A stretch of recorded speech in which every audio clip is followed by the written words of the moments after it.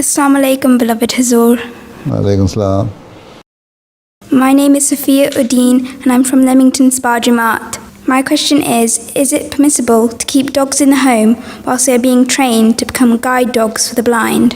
Even if you are keeping dogs, guard dogs, yes, you can keep them. If you are keeping dogs for hunting purposes, yes, you can keep them. Guide dogs for blind, you can keep them. And for security, safety, protection, and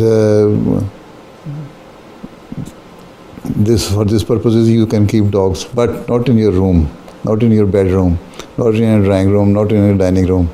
Outside, you make a pen for them, and then you keep them there. You can take them along with you when you are going outside for walk, but don't allow them to enter into your house.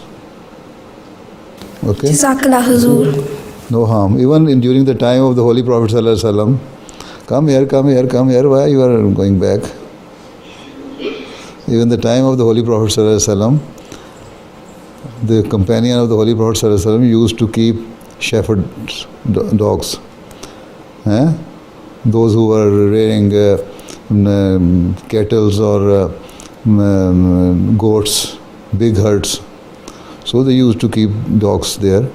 And sometimes dogs will touch their clothes and bodies and everything, and they would never mind. Even sometimes it so happened that after touching the dog, or the dog has touched their clothes, they will come to the mosque, Masjid Nabi, and then offer their prayer there with those clothes. So we have become so strict, I don't know why. We think that dog is something which is very filthy animal.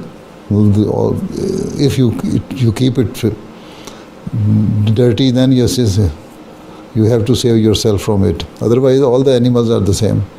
Even cats and dogs and every animal. Okay? Assalamu alaikum. Jazakallah Hazur.